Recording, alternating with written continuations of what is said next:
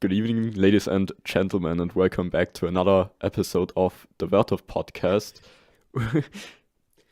Today we have a special guest. Yes, please introduce yourself again.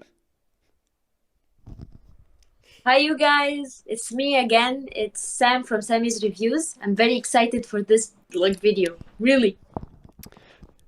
All right, because today we are going to talk, especially for Halloween, I guess, about disturbing movie clips. I guess that's the theme of the video.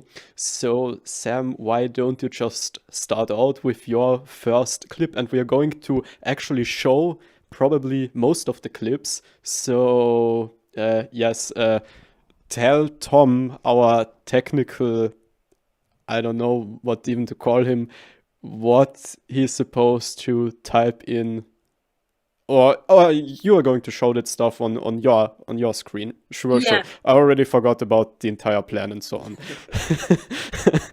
It's okay. Okay, so you guys, my choices are basically not based on how gory the scenes are, but like how impactful some of the scenes were on my childhood and my brain developing. Some of these scenes stuck and the imagery stuck and kind of gave me nightmares. So these scenes are based on this. Okay, so the first scene I'm gonna go with is from a classic movie. It's something that I think disturbed everyone growing up, which is A Clockwork Orange. This movie is literally about violence, and it has a lot of imagery that's disturbing, especially that I saw it at a really young age. And one scene that really sticks out because of how graphic and how claustrophobic it feels is this scene. Let me show you. For context, I'm someone who's a bit sensitive with body stuff. And in this scene, there's a machine inside the main character's eyes, and this thing it gives me the ick. Okay, I'm opening the scene exactly because I wrote the scene down. Ugh, okay, I'm gonna just 1, 2, 3. There you go. I just started. Okay. Oh my god, it's too real. Yes, it is And in real. this scene, it just feels too ugh. And I've heard that Kubrick told Malcolm McDowell that it would be a really short shoot because the doctor they had on set told him to make a really short shooting for the scene, and then they shot for I don't know half an hour or something like that. You know, Kubrick and so on. He is a pretty sadistic as a director, but yeah. What I was interested. True. What I wanted to ask you is, how old were you when you first watched Clockwork Orange? Well, first time I ever saw it, I was about 12. I saw it on TV, and then and that really messed up my brain. And then I resaw it again by 15, again by 18, and last year. This scene still gets me every single time. It's too disturbing.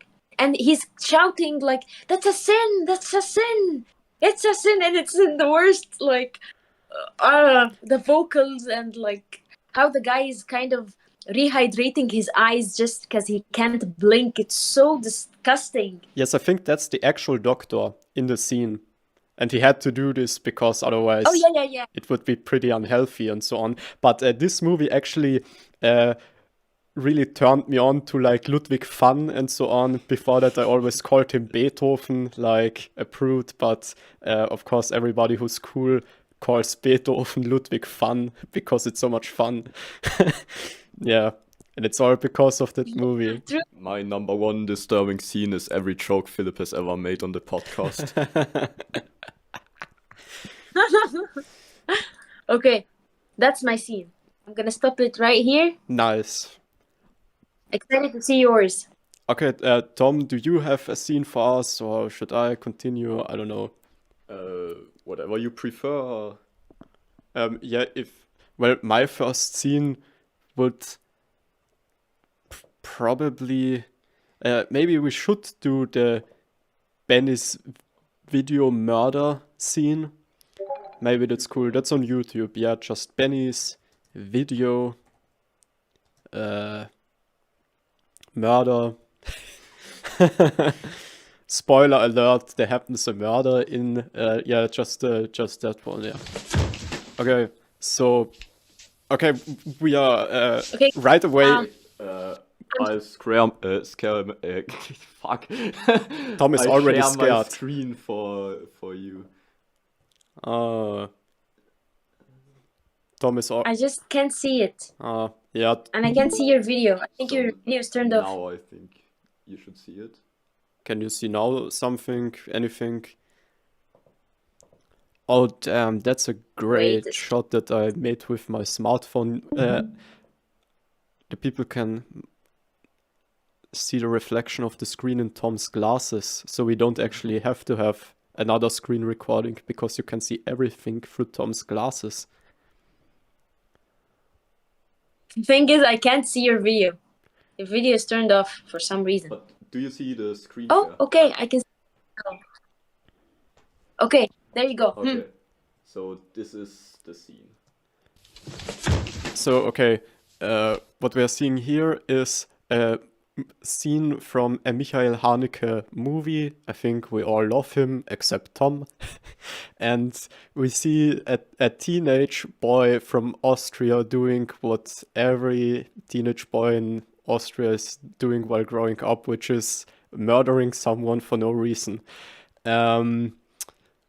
Yeah, and I think it's quite fitting that we have this scene because we have a pretty similar shot with the Clockwork Orange clip, just that we saw Sam's screen and a disturbing scene is taking place on screen. And Michael Haneke is doing the same thing here. And the really disturbing Exactly. yes, and the disturbing part is taking place on like the sound level. So maybe we should put on the sound. I don't know. You just hear this girl screaming. Benny is reloading this gun that his father used to slaughter a pig and so on.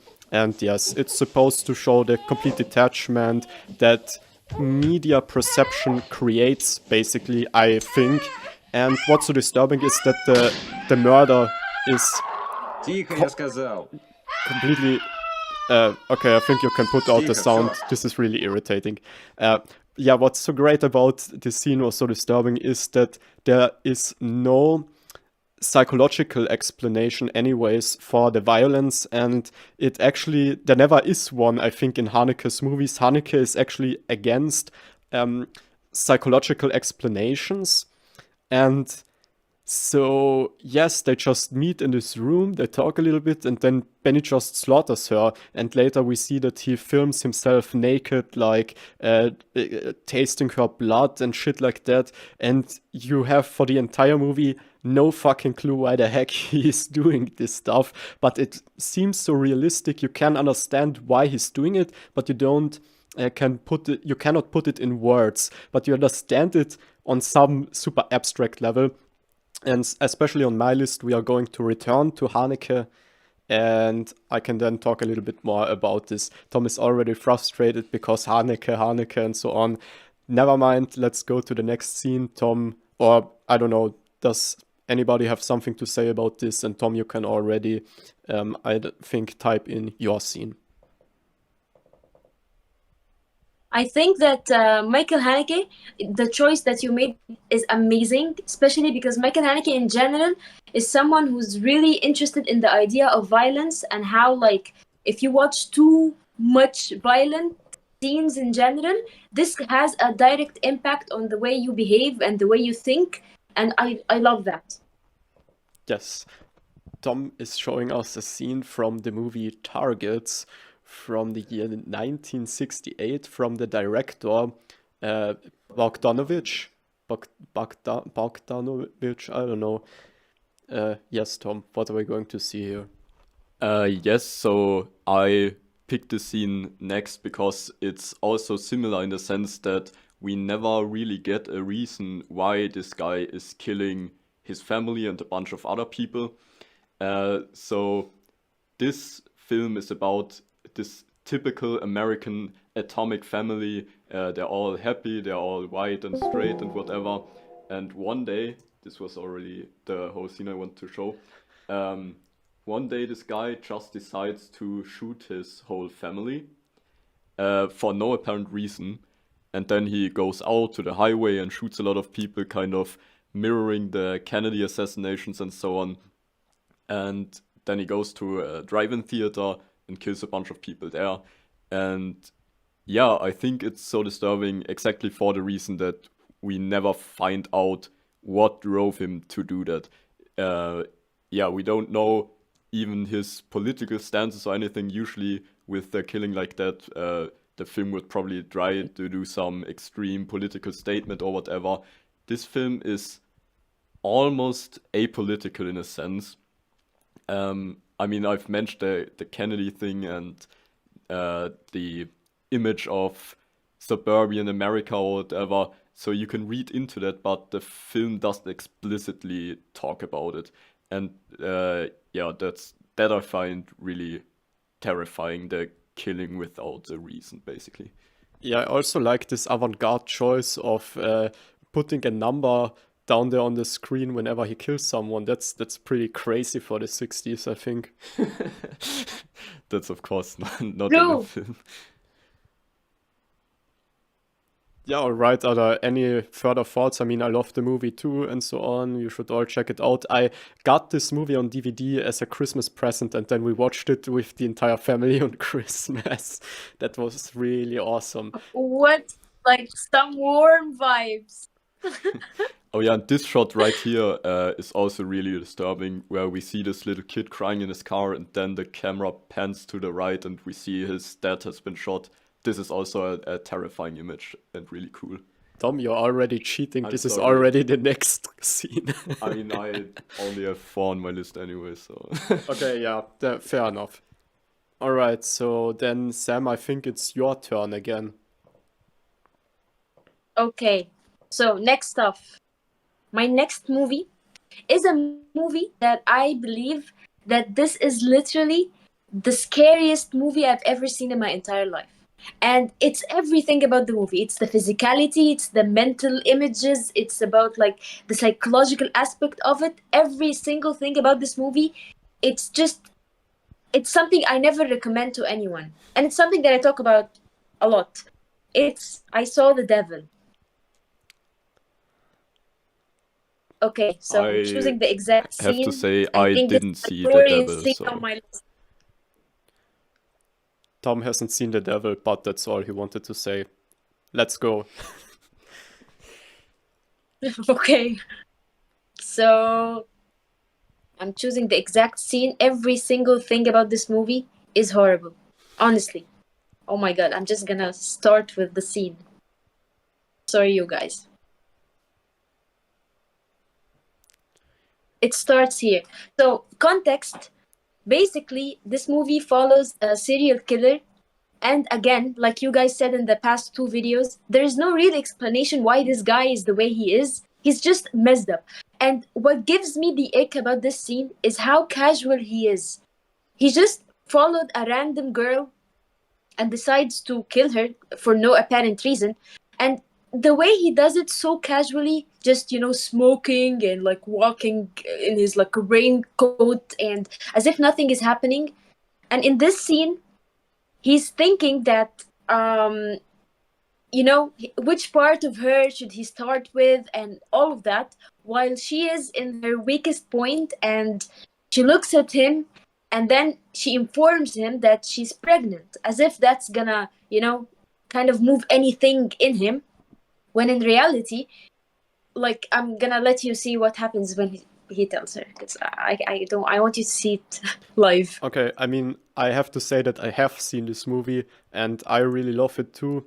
But I think it's actually pretty cool as far as I can remember it. Like, there are some pretty badass like action and fight scenes and so on. So Yeah, I probably don't think that it's that disturbing, be simply because of that, because it's just a little too cool for me to think it's like one of the most disturbing movies I've ever seen. But that's, of course, a personal, I don't know, understanding of it. But I still love it because of that also. Well, I know where you come from. It's just the way why it's so disturbing for me is because the main character, not that dude, her husband actually, was a totally normal guy. He goes to his job, he comes back from his job, he has a girlfriend, his girlfriend is like pregnant and everything is cool. And then suddenly something so horrible and so coincidental, like the guy doesn't have a personal vendetta with the other guy, but something horrible happens to him and he turns into a monster. And what's disturbing about that is every single person has the ability to turn into a heartless monster if given the certain circumstances, and if you're triggered in the right way, if you know what I mean. That's it. Absolutely, yes, and I agree completely. And of course, this movie is like super disturbing. Absolutely, I wouldn't disagree with that. And yes, a very disturbing, uncomfortable scene, of course. So, all right, who's next? Me, I think. Okay, Tom, this is a super short clip from a movie we have already talked about in our last video that we like created together. She-Wolf of London. No, Three Women, Tom. Three Women, and I want to show a scene versus Fat Man. No, 1977. Although fat people are also disturbing. Joking, I'm joking. And there's a scene where like a witch is laughing. That's like it. Maybe just the witch. Scroll down, scroll down, scroll down, scroll down. Damn. Professional as always. Here it is. There you see the small witch down there. Okay, so let's click that one. It's like 30 seconds only. Sound. Put the sound on. I'm gonna go put on some music. Okay, and now we are going to listen to a witch spitting on Sissy Spacek. And now we hear this. Oh my god! Huh? Why is it not continuing? No. No. I wanted. Fuck. Never mind. Now the third woman is coming in while the witch is continuing to laugh with this super strange, weird, fake laughter. And of course, this scene has a payoff later in the movie when Sissy Spacek herself, in a sense, becomes like the witch.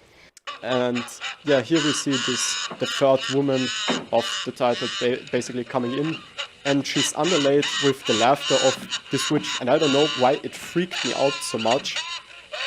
It's in a sense something really schizophrenic, I think, in a Deleuze-Guattarian kind of way, for those of our listeners who have read maybe Anti-Oedipus, Capitalism and Schizophrenia Part 1 and so on. There, those two philosophers, French philosophers, Gilles Deleuze and Félix Guattari, are talking about not schizophrenia in a sense of that you have to have like a diagnosis of schizophrenia, but a schizophrenic sort of position or way to think.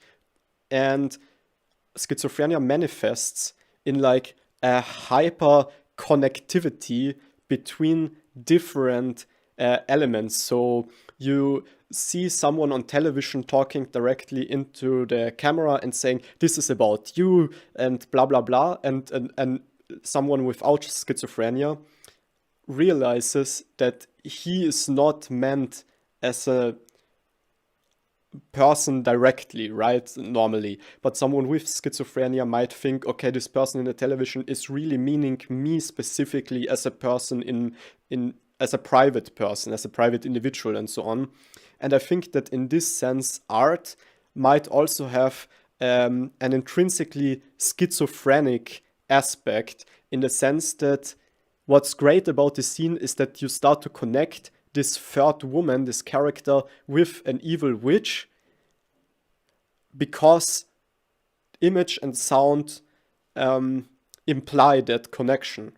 and I have like a tendency to get into movies that have this schizophrenic style, like a David Lynch movie and so on, where you make in the entire time you're making crazy connections because the movie implies those connections with image and sound.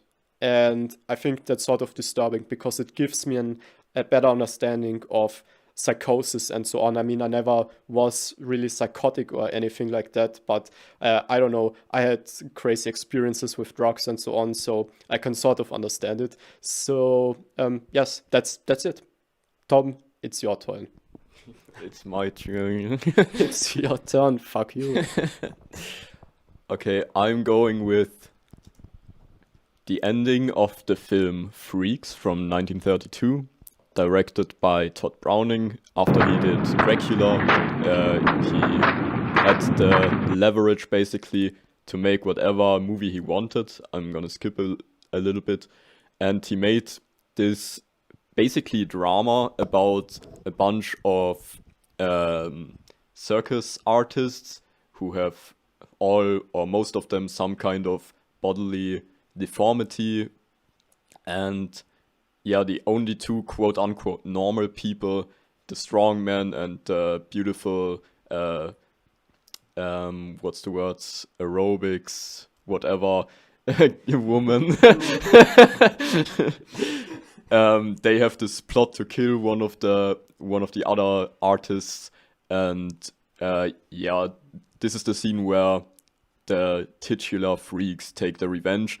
And this is already a pretty scary scene, like the only scary scene basically. But what I'm interested in is the very ending of the film, where yes, this beautiful woman is running away from the freaks, and we never see what exactly they're doing, but we see the result in exactly this shot where people are talking about the incident, and then they show what the freaks did to her in just a second. Yes, I mean, then I'm going to use the opportunity to say something about this. I think that's a pretty great shot and a great ending, and we see this chicken-esque transformation that's in a sense pretty Berg-esque, and yeah, I think it's great. Yeah, I agree. I think body horror in general is pretty disturbing, and this is one of the earliest and also most absurd and interesting, I think, depictions of that theme. What do you think, Sam? I haven't seen that movie, but I agree with you. Like, I think that body horror is like one of the most disturbing types of horror because it's so, like you can feel it kind of. And at the same time, yeah, this is like one of the very first movies to do that. And the idea of like basing your movie in a freak show, in a circus, that gives opportunities to see like some pretty weird and disturbing imageries in general. So I love that. That looks great. And another thing I want to mention is that this film was and still is to an extent pretty controversial because the director actually casted people with the disabilities portrayed in the movie, so there were no special effects or anything. So except for this final shot, obviously, but just the fact that you've seen this entire movie with those real bodily deformities or whatever, and then you have this final shot, you just for a second somewhat believe that this could be real, and I think this adds another layer of disturbance. Yes. Great. So I think it's already your turn again. There we go. Okay. So next up on my list is okay. So another movie that I saw at an early age, and this one really messed up with my mind because it is body horror, and at the same time it's just the tempo of the movie and the tone of it never slows down. It keeps on like accelerating and like heightening more and more and more until it reaches a point where you kind of go numb with like how you feel. And this is Martyr. I hate that movie. I've only seen it twice, and yesterday when I was like choosing my scenes and stuff, I was too scared to watch this one. It's horrible. And I'm gonna go with like the ending scene. I'm sorry if you haven't seen it. Have you guys seen We it? have seen it, and I think we have a sort Okay, of. that's great. All right, let's show the scene. Okay, so I'm gonna put it. Oh my god. Okay, so after like context wise, this is the main character in like she's cooked, literally. She's grilled. So there we go.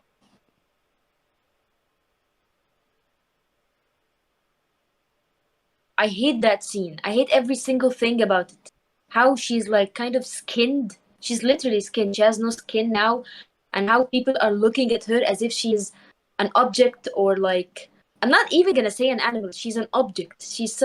They don't think she feels anything.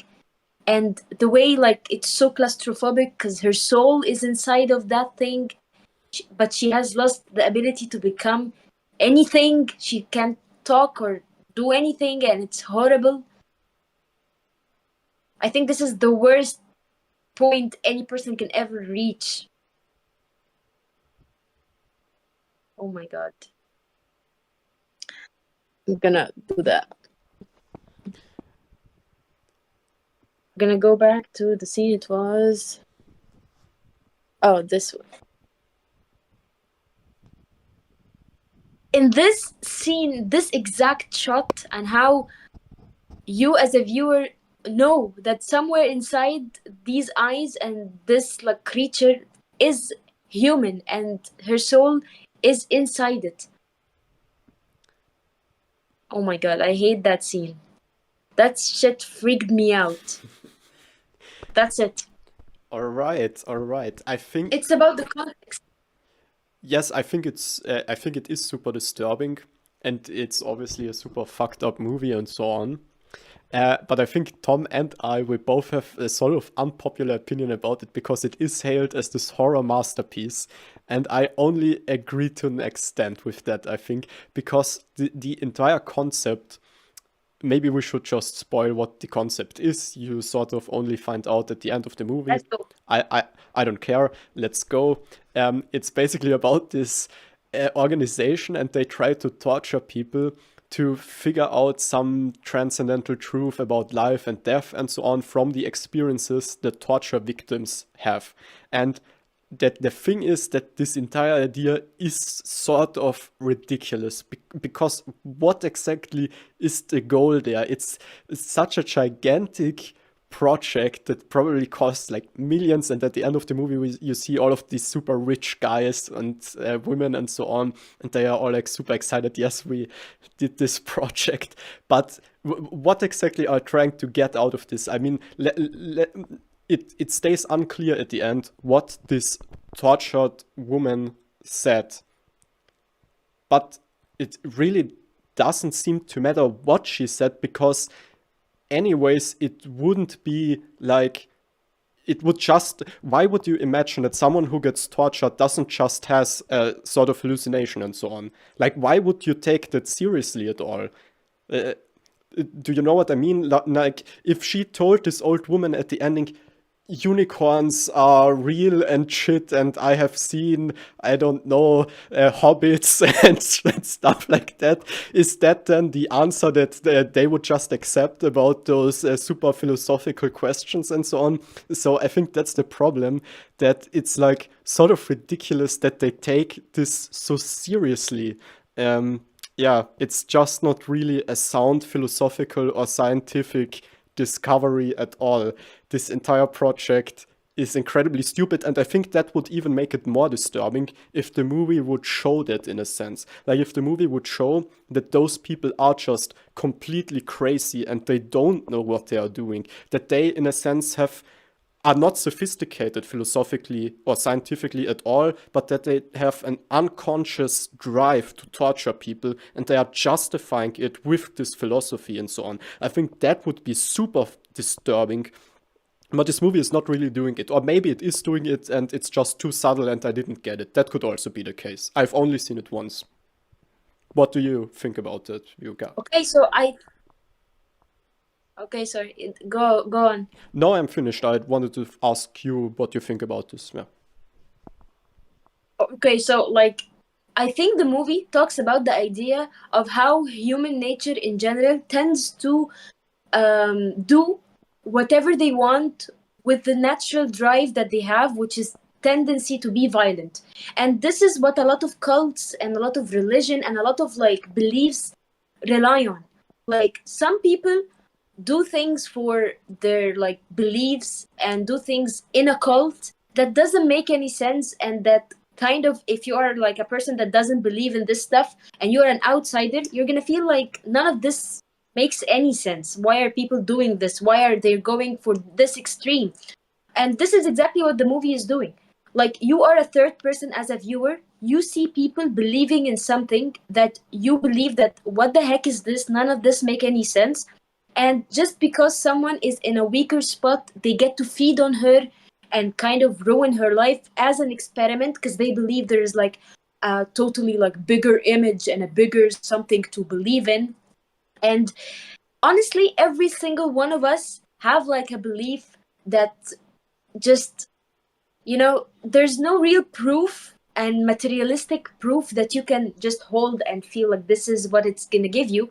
But it's the way that you act upon it, and the way that if a lot of people act upon it, now we're like forming a cult, we believe in something, and if there's money that we can like pay because there's like super rich, and there's a reason all of the people that are revealed at the end are super rich, because being super rich, you kind of lose the ability to get excited about anything because you can buy anything, everything is kind of easy for you. So you start obsessing over the idea of the things that you can't buy, which is the afterlife, aging, and like how to control that. So this is exactly what they're doing. There are people with too much money. There are older people who is just like, you know, they have spent all the money that they want doing everything that's exciting. And now they're kind of getting too old and they want to think, let's make a project where people have near-death experiences this close to like the afterlife, and like, let's see what happens. And this is the most disturbing thing about this movie. It's honestly like, it's crazy, because I believe people are capable of doing this. And no, I believe somewhere in the world people are doing this. Yes, thanks a lot. I like the movie a lot more now because of your explanation, because I sort of didn't get those implications from the first time that I watched that movie all that much, but I can appreciate it more now. So thanks for that. And I don't know who's next. Tom is next. What? You are next. Okay.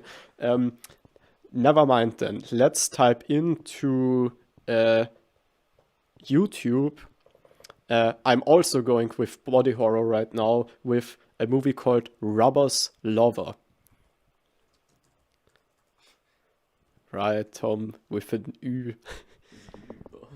Yeah, that's like the full movie. Okay, now I don't even know where the scene is that I want to show, but the entire movie is just like a bad acid trip. It's about scientists who capture people and torture them. It's pretty much like Martyrs in a sense, only completely materialistic. There's nothing transcendent really about this. It's like a mixture between Martyrs, Eraserhead, and a cyberpunk movie. It's on YouTube in full length, and I don't know, just shows something. It's about being tortured with sound, and they have people being It is basically about we have people being forced to inject crazy drugs, being transformed into a new type of being and shit. We have here people tortured with sound. I hope we're going to see this in a second there. And yes, this movie is basically also trying to torture you as a viewer with the images and the sounds that you are presented with. We see the eyes of the main character here being filmed, and you see how he's flipping out inside of a machine. And it's very Japanese, right? It's just Japan. In the way that Michael Haneke depicts Austria, this movie by Fukui is depicting Japan, I think. Yeah, I don't know. It's the entire movie is like that. It's like one gigantic scene in the cellar of these mad scientists torturing people, transforming them into cyborgs and so on. It's a complete nightmare. It is very Eraserhead, just on, I don't know, amphetamines, like way faster, more aggressive, super punk rock. And it's like Tetsuo the Iron Man is probably the most famous Japanese cyberpunk movie. Yes, I've seen that one. Yeah, and this guy, the director of this movie, Fukui, worked on Tetsuo the Iron Man. He was like an assistant or something like that. And he also directed another famous movie called, with the greatest movie title of all time, which is, of course, The Square Root of 964, Pinocchio. Oh, that's amazing. Yeah. So yeah, pretty whacked out director. I follow him on Instagram. I think you should all do the same. His name is Fukui something.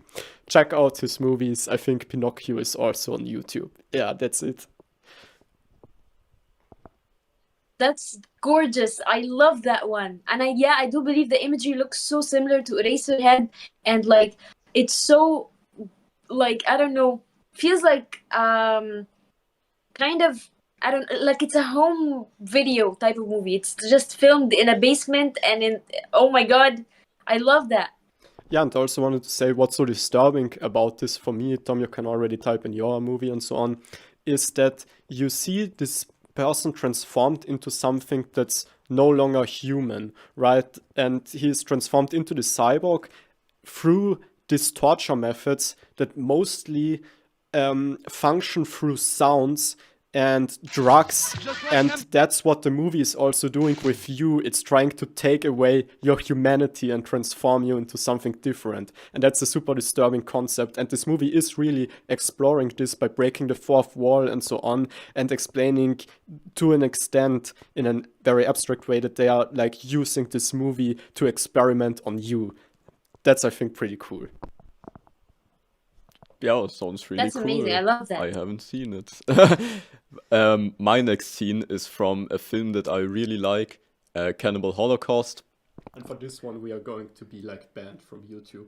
Oh, I hope not. I think this is the exact footage I also used in my short analysis I did.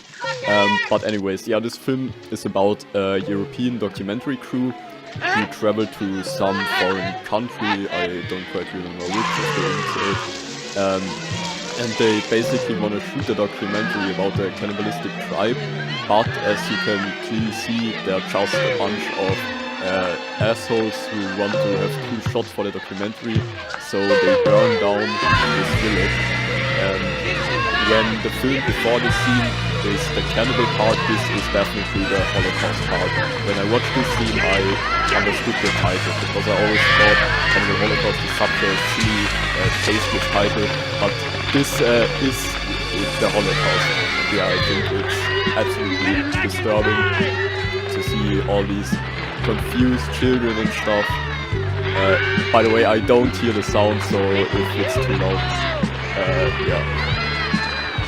And yeah, the music is also beautiful, which only adds to how disturbing this entire film is. Yeah, I think the images speak for themselves. You see these assholes laughing and filming and burning down everything that those people know. Yeah, it's really sad, it's really horrifying. And what do you guys have to say about it? I love the music also. We have, when the director Ruggero Deodato died, Tom and we are like in an experimental punk rock band called Genetically Manipulated Flies. And when the director died, we made like a tribute song for him with some random guy from Turkey who was a friend of my dad actually. And he came here and he sang. We featured him in our song. Let's put the song in. You know what? That's my next scene because this is truly horrifying. That's amazing. Show me. Yeah, this is going to be truly awful. Because you hear this guy singing, and we all play with like electronic instruments, and he sings like twice as loud as we with our instruments. So He is also wearing this pig cap for no apparent reason. yeah, he's dressed up like a pig. He just had that with him. He had like this pig hat with him for some reason. He's a teacher in Turkey. What? That sounds like a dream. That's like hallucinations.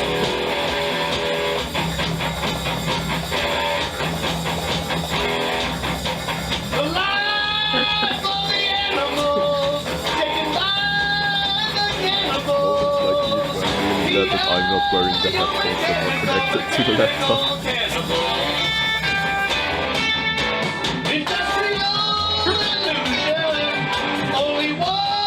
Oh my god.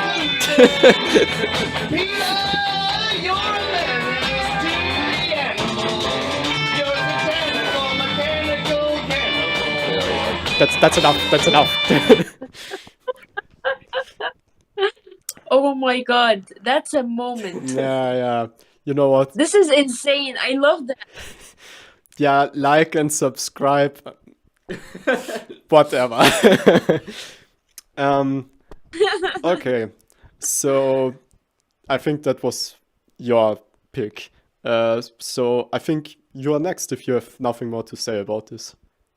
By the way, have you seen Cannibal Holocaust? That's already always an interesting question for me. No, I haven't. Okay, I haven't. But I've seen a disturbing scene from it. yes. It was like in a compilation video or something, and I didn't know where that was from. But when I saw what you like showed us, I understood. Okay, that's insane. Yeah, that movie I think is pretty crazy. There are like real animal slaughters and so on in it. It's quite hard to watch actually. But anyways.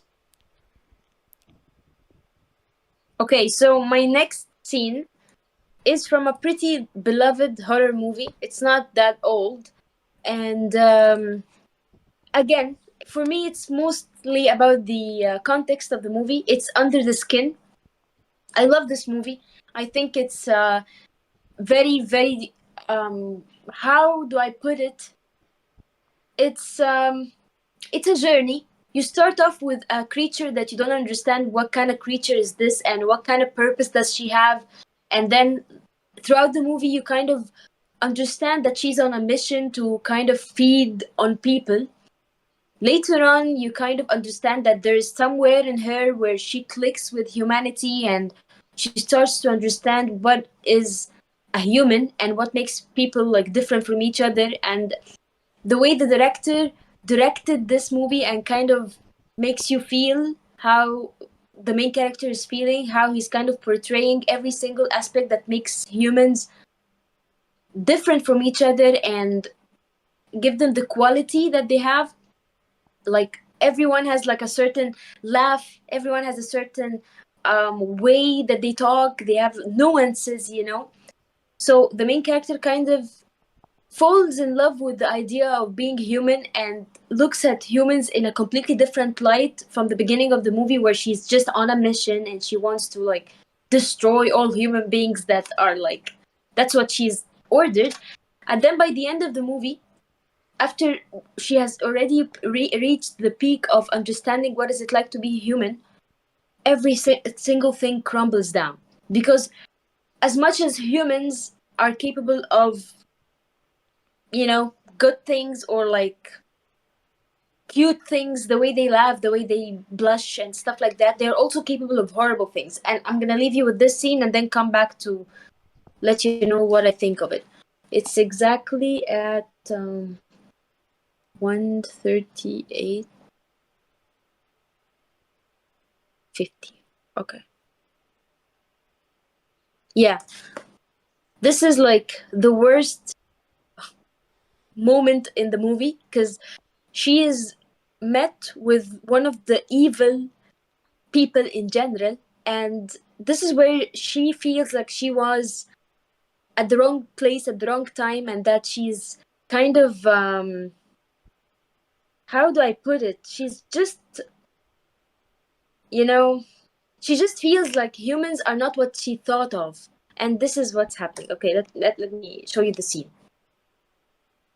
She was literally assaulted and raped in the worst way possible. And in this moment, this is the first time you see her the way that she's intended to be. She completely takes off her skin.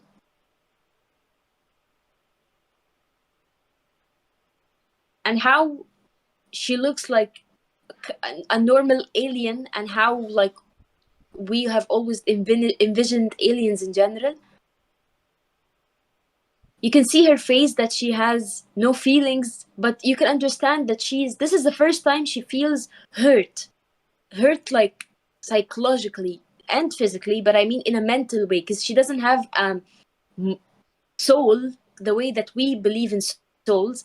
And she's looking at Scarlett Johansson, like the skin that she was wearing. This is such a disturbing image, and it feels out of nature, and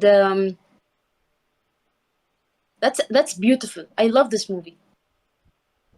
And how the guy comes in, and he doesn't even leave her to he just looks at her in a way that's just so objectifying. He sets her up on fire. And this is what is it like to trust humans in general. Running through the woods on It's flames. so heartbreaking. That's really a good metaphor, yeah. Yeah, but I have to say, yes, I think this movie is a masterpiece. We just have to say it as bluntly as that. Tom, have you seen it? No, I haven't seen it. Tom.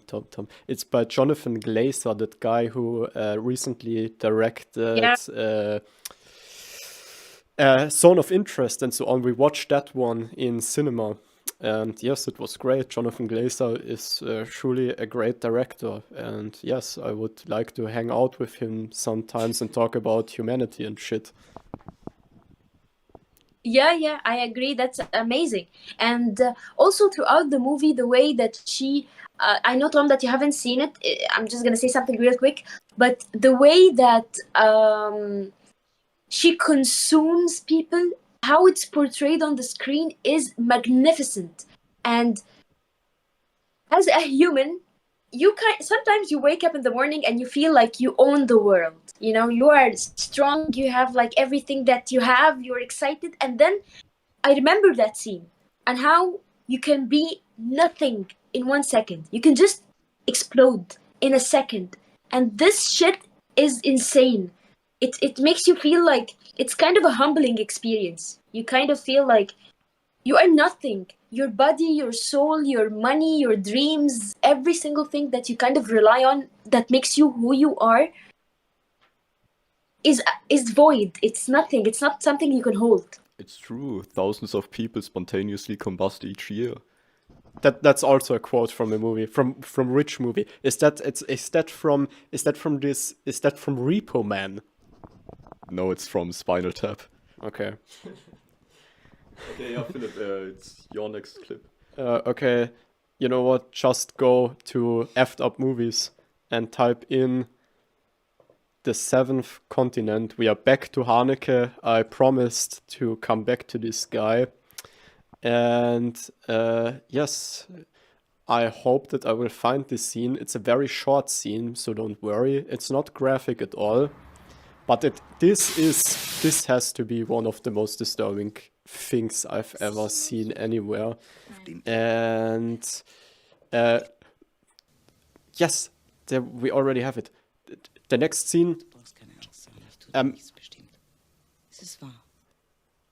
Okay, so that's the scene before the scene that I want to talk about. Now the mother is of course going to punch her child and so on.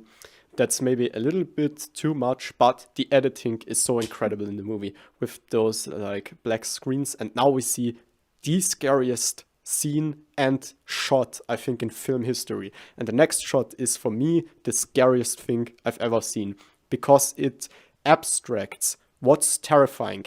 And it's this shot. This is what's terrifying in general in an abstract way.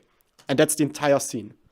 How crazy do you have to be as a director to shoot such a scene that's like 20 seconds long, and you just see a woman staring out the window, a shot outside of the window, and she sees, in a sense, what we see every day.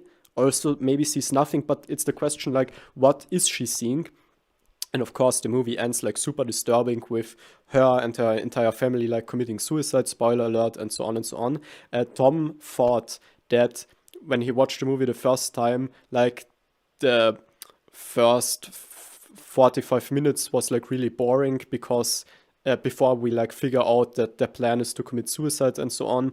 But for me, when I watched this movie the first time, I got in completely blind. I didn't know what this movie was leading to, but I was like on the edge of my seat for the entire movie, even though nothing happens for like 45 minutes. And we only have scenes like this with a woman staring out of a window and nothing is happening. But you know that something is deeply wrong about everything. It's almost like there's some type of evil vibe or something like that, maybe in them or outside of them, somewhere in the image, but you can't really see it. But Haneke always points to it. And every shot in this movie is sort of an explanation for the suicide that we see at the end. So the question is, what is she seeing outside of her window? Is she seeing a street? Is she reflecting about her past? Is she thinking about some abstract philosophical things? Is that the moment where she first thought about committing suicide, maybe in her life? Where she made the conclusion that she's going to go through with this plan and stuff like this. And we are forced to reflect about this, even though at that point we don't even know what the heck is going to happen in the last act of the movie. But yes, I don't know, I think it's one of the most perfect films ever made, as Ari Aster said in an interview or something. And yes, because it is so creepy and frightening and so horrific, even though nothing is happening.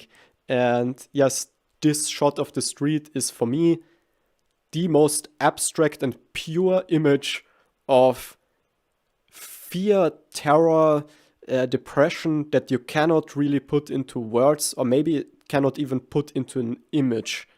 And yes, I think that's just frightening. And it works because of the black screen that begins and ends every scene. Yes, I don't know what else to say about this. I think you would have to watch the entire movie to get that, but it left a deep impression on me, and I talked about this single shot on numerous occasions, on other podcasts and so on. I always bring it up. It's the most pure vision of something, and I don't even know what it is. What do you think? If you're asking me, I think you're giving the film a bit too much credit. I'm not sure, because if the film really worked like that so well, it probably should have worked on me as well when I watched it, which it didn't. I mean, in retrospect, when you've seen the full movie and then go back to the clip, okay, I guess I can kind of see what you're pointing to, but you described it yourself as like vibes and like this abstract concept of terror or whatever, and yeah, I don't know. I don't think you can say that this is actually conveyed in this image. You can say that this is the effect it has on you or whatever, and that's fine. But to me, it didn't. When I watched it the first time, I was already shitting my pants when I saw this image, even though I didn't know what this movie was about. Should I close the curtains so you don't actually shit your pants when you look out the window accidentally? Too late. No.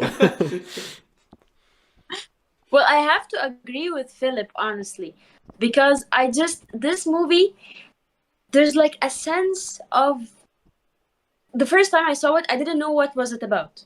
I just felt there's something wrong. I don't know what is it. I feel like this movie is kind of rotten in a way. It's like people rotting away. And by the end of the movie, when you understand that basically what's happening in this movie is a family that decided that every single one of them is gonna die so soon, and now you understand the burden of like a group depression in a way. And even though a little kid will not understand these types of feeling, but kids absorb the emotions around them, and you can feel like this little, just a little girl, she looks dead. She looks dead. There's something mentally ill in her. And I love that you chose this scene, because I thought you would be choosing the ending scene, but I'm glad you chose this one. It added perspective for me. But the ending scene as well, how it's basically a painting, how like a family, a father and a mother and a kid, they are like the three of them sitting on a sofa, nothing in their eyes, they're completely dead. They look horrible. They have like blue undertones in their skin. They're looking at a TV that's just some random shit is in there. And it's kind of Haneke's idea of what media does to us, and how it's kind of it makes us rot away. The more you consume media while being not conscious with what you're seeing, you're unaware, you're just consuming, you're not filtering out. This is how you look like. You look like someone who's brain damaged. So yeah, definitely, it's a weird movie. The first time I saw it, most of the movie, I was wondering what the heck is happening. What are we watching? I don't understand. Who are these people? Why are they so lifeless? What's happening? And then I understand by the end. Yeah, but I completely agree. What I also have to add, maybe if I would have to put it in like one single sentence, what's so disturbing conceptually about the whole movie is that maybe this is another Austrian thing and so on, but I think we can all still understand where this family is coming from, and we all know, I think, situations where there is a complete disconnect between people and you can't really explain why. And you can get in situations where you have more and more of those disconnected encounters. Let's put it like this. But also, it's not like this misery porn thing. Like, we have scenes where the mother is going to the child, to the bedroom, and is asking the child, "Are you happy? How do you feel today?" and so on. Then she's asking the child, "Do you love me?" "Yes, of course." Then they hug, and the mother wants to go away, and the child takes her back, wants to hug her a little longer, and the mother goes back into the hug and so on, and stays with the child for as long as the child wants. And so it's not that we are seeing those super depressed people that are just sad all the time, so we understand why they commit suicide at the end, because there's a psychological explanation. Haneke is not really giving us that psychological explanation, in the sense this is a completely stereotypical upper class family, and still we, in a sense, understand on an emotional level why they commit suicide at the end. Like, this entire movie feels, as you've said, rotten and horrible, and we can't really point out why. And we also see ourselves, I think, in those lives. And that's like the most horrific thing about it, that you, in a sense, live maybe a very similar life to the lives that those people are living. And you can see yourself in every single scene. And at the end, they are committing suicide. And you get, in a sense, why they are doing this. But there's no difference between that and your life. So the implications of that are like super horrific. And yeah, but Haneke says that it's an optimistic film in a sense, because the true pessimists in cinema are the ones who only want to make money and so on. And he's a humanist and wants to help people and stuff. I think it's great. I love what you said. That's amazing. I agree. So, the most horrific thing about this movie is how similar and your life is to the main characters, and that there is no actual real problem, quote unquote real. What real means, they didn't lose anyone, they're not like being attacked or anything. The problem, it's a generational problem. It's like something that everyone is feeling disconnected. Families are like kind of broken down, And although some people may believe that this types of problems are not like, this is not like real problems, but in reality, these types of problems can cause mental illness and things like depression that you can like go down the spiral. Like honestly, you can almost like not get out of it, just like how the main characters did.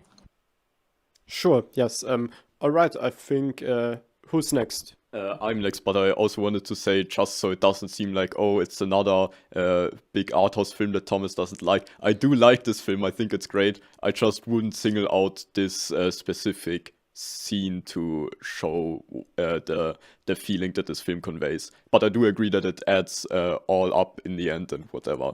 So yeah. My next scene is, of course, I can't go a podcast episode without talking about this film. Also, I wanted to say, Haneke thinks, of course, that the most disturbing shot is when the money gets flashed down the toilet. Okay, so Venetiano, whatever this is, this one's on you. Next time you have to pay. Same goes for Sukant. Auszeit. Those cards. Ganz. Yeah. Okay. So I talk about this movie quite a bit in this podcast because I still think it's Mother from Darren Aronofsky.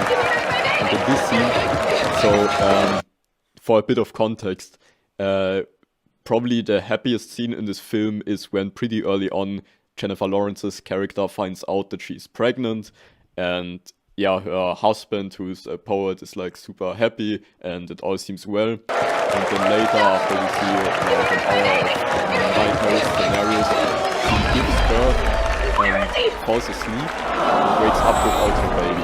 And this whole crowd that is formed in her house for unrelated reasons or related reasons, they take the baby away, basically worshipping it, like it's the Messiah of the Hebrews or whatever. They get baptized in his kids, and then, of course, they break its neck. They all act very sad at first, which is another disturbing detail for me. And then they just start to eat its flesh, like in a ritualistic sense. And this bald guy is talking some pretentious nonsense. But yeah, it's really disturbing. And Jennifer Lawrence, in my opinion, gives a fantastic performance. She really looks like, yeah, her heart is absolutely. You hear that? That's the sound of life. The sound of definitely or probably my top 3 baby killing scenes, just after the Gospel according to St. Matthew and Der müde Tod. So if I had to make a top 3 baby killing scenes list, yeah, this would be my top 3 probably. I'm glad you have a list of that. Yeah, that's going to be the next video. But I think The Gospel According to St. Matthew by Pier Paolo Pasolini is, I think, the funniest one, maybe of all time, even funnier than the one from Brain Dead. I don't know if the baby actually dies there. But yeah, very shortly, because you've already brought this Pasolini film up, I have to tell the story really shortly. Okay. We watched this movie together with a bunch of old people in like a church, because they showed that there for some reason. The Pasolini film, just to be clear, Yeah. not Mother. Not Mother, the Pasolini film about like Jesus, and there's like a scene where a bunch of babies get like slaughtered and so on. And Pasolini filmed this in a way where they have like baby puppets, and the soldiers are throwing them around like this, and we have a shot of someone throwing this baby puppet, and then the camera pans with the puppet, and another guy is standing there with a sword and like hits the baby puppet away like a baseball. And when we watched this, we both started laughing really loud, and all these old people were like incredibly horrified and pissed at us, but we couldn't stop. Yeah.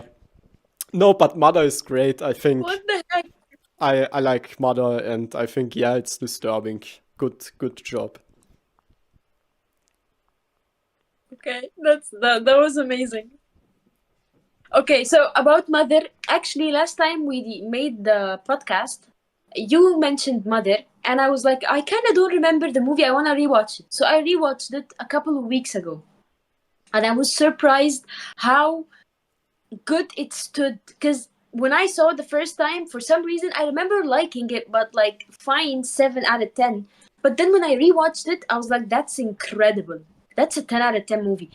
First of all, I'm not a huge Jennifer Lawrence fan in general. I just feel like when given the right circumstances with the right director, she can perform. But like the rest of her filmography, she's just, you know, not doing well. Specifically with her last rom-com, I don't even remember its name. But anyway, so in Mother, this is her best performance. Specifically, that there was a lot asked of her. Literally, she has to be a mother in this specific scene. For example, a mother. Imagine these directions were given to you. I'm a mother. Your kid is taken away from you. Just gave birth. Your kid is taken away from you. People are like tearing him apart and eating his flesh. This is insane. And this type of agony and pain that you cannot stomach, she can give off these vibes with her face. I loved that. Specifically because also I usually watch this movie back to back with Rosemary's Baby. I just feel like it's a combo. And the first time I saw Rosemary's Baby and I saw the baby, I saw the devil and stuff like that, it was disturbing as shit. I felt like this is crazy. Because you usually don't associate the idea of a baby with a devil, and when you see both of them like merging together, that's kind of insane. And in Mother, there's a lot of like spiritual and religious imageries inside of it, and it's a really layered movie. I love that. So thank you for making me rewatch it very, very a couple of weeks ago. Yeah, you're welcome. I'm glad you enjoyed it so much. I also really, really love this film. Yeah, and I don't think I've seen any other Jennifer Lawrence films, at least not conscientiously. So yeah, I can't really comment on that. Yeah, same with me. And also I think that Rosemary's Baby would be a really awesome sitcom, like The Big Bang Theory or something, just with Satanists instead of like physicists. But it could work. Okay, let's go to the next movie. Okay, so have you guys seen The Substance? No. I've recently seen it. I thought it was really campy, really silly, but also yeah, pretty entertaining. Yeah. I haven't seen it. Okay, so my next scene is not gonna be about The Substance, but I did see The Substance a couple of days ago, and it has some body horror stuff in a very good way. Yes, it can be. It's borderline like ridiculous it's walking between the edge of like that's a horror movie or like a satirical horror movie, and so yeah, you should definitely see it. And I'm glad you have seen it because it has like the vibes that we're going for in this video. Okay. My next movie is something that's like pretty new movie. It's Hereditary.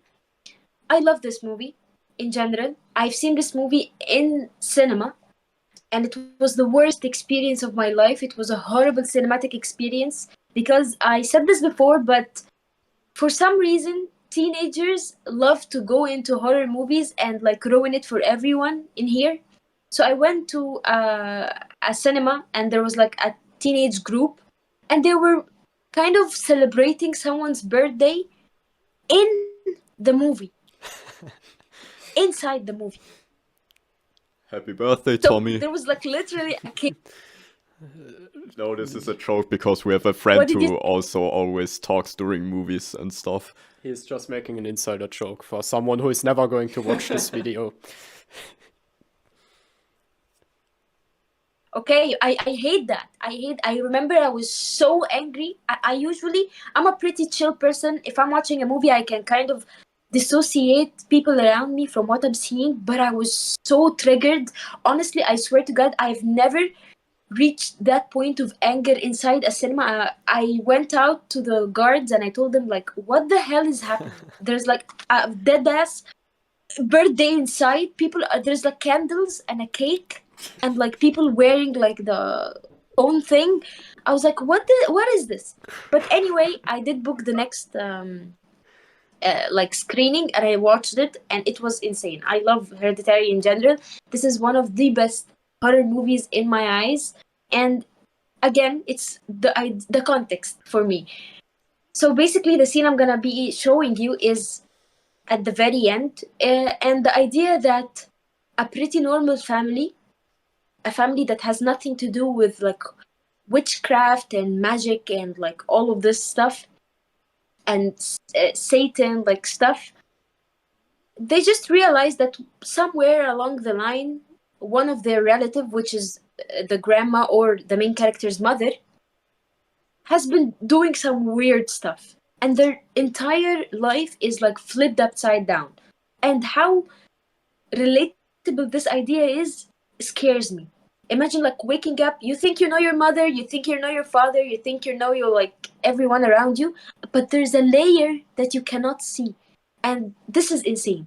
How like they woke up, every single thing makes sense, and it's a piece of a puzzle that's bigger than them. And the scene where like there's two scenes I'm gonna be showing you.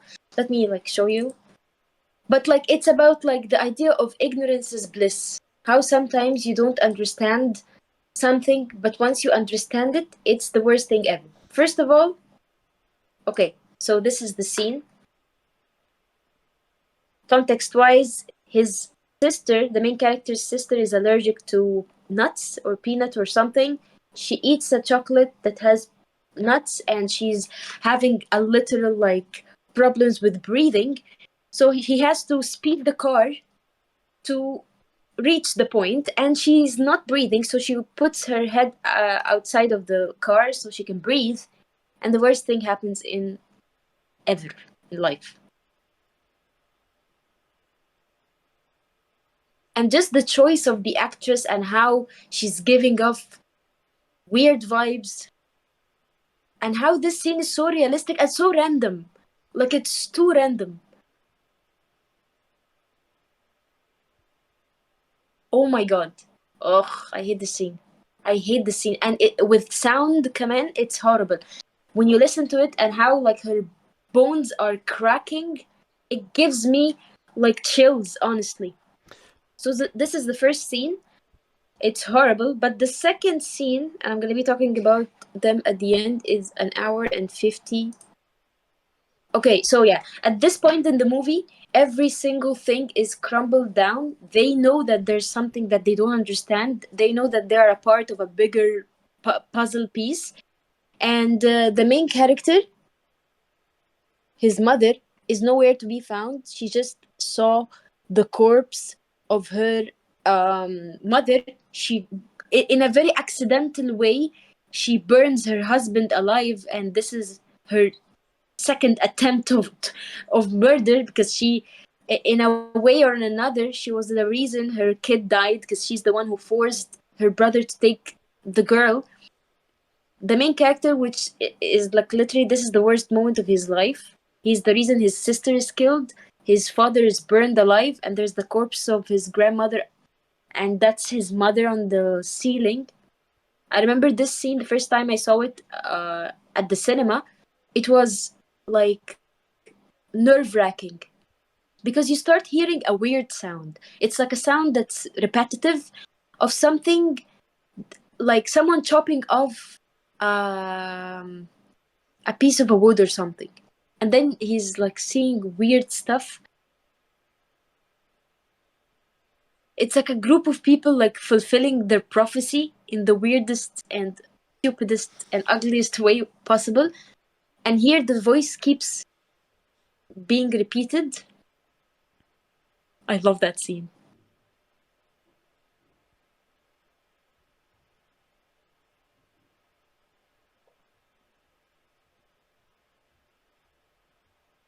At this point, his mother is insane.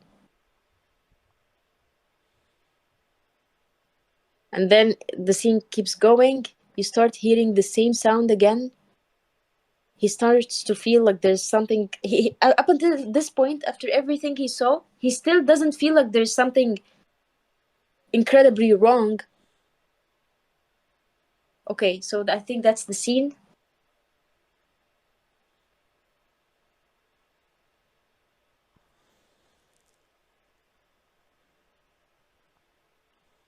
I'm gonna put the sound on.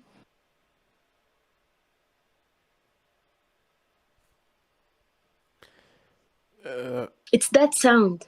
It's horrible. I don't think Oh can my- hear the ah, sound, my God. unfortunately. I will just blend the sound in, or Tom will imitate it with his mouth. Probably. It's like chick, chick. Mm. I hate that. I hate that. Toni Collette was brilliant.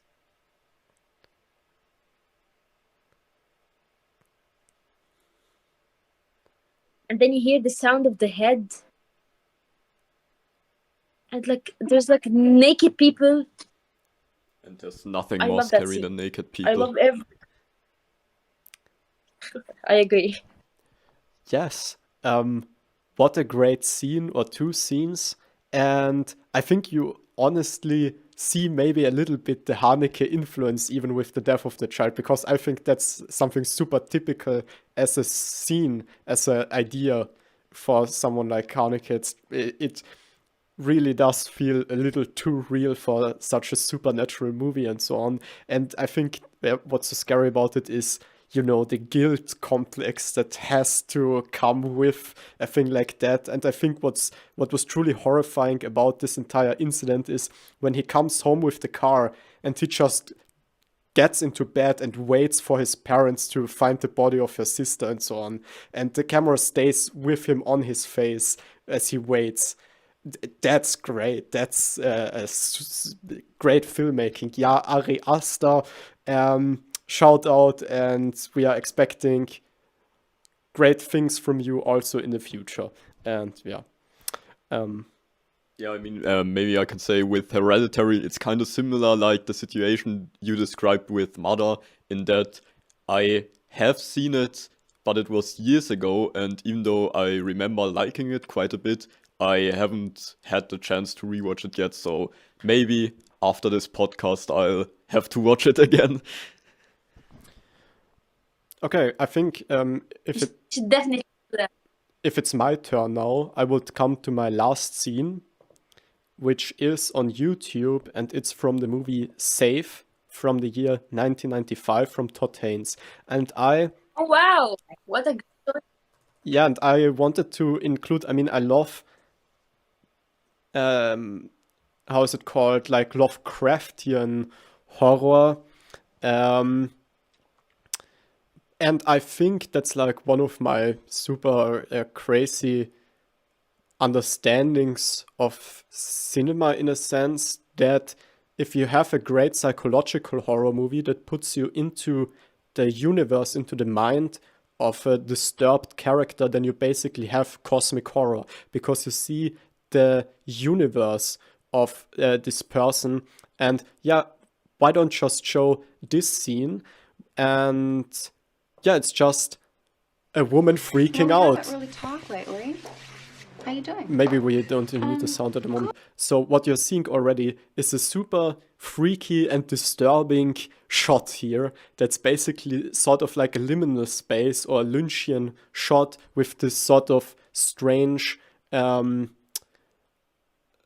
empty space at the side of the screen and so on, this fake lighting that is sort of sitcom looking. Like, this movie is from the 90s, but it looks super 80s, of course, and it's very similar to The Seventh Continent in the sense that there's also like it's some type of an evil force that's somewhere in the image. And here we see the exactly same thing as in the scene from The Seventh Continent. This is the shot out of the window in The Seventh Continent, and then we see the reaction of the woman.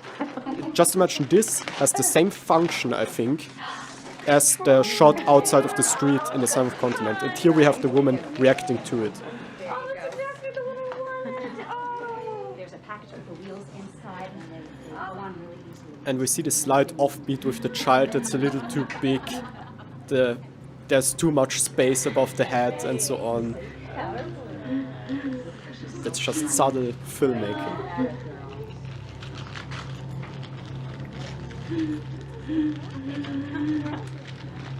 and like in the Seventh Continent, something is breaking in this woman, and we can't really tell what it is. But it's something in this frame, I think. Well, right. Carol? But it can be You all right? Yeah, thank you. Carol, What's going on? I don't know. Carol? Oh my God, Linda, what happened? She can't breathe.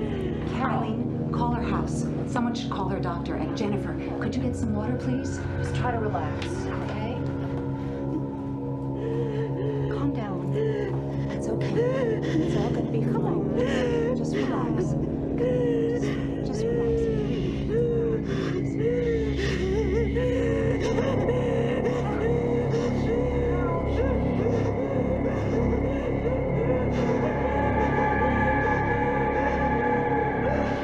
Yeah, it's like being trapped in the 80s.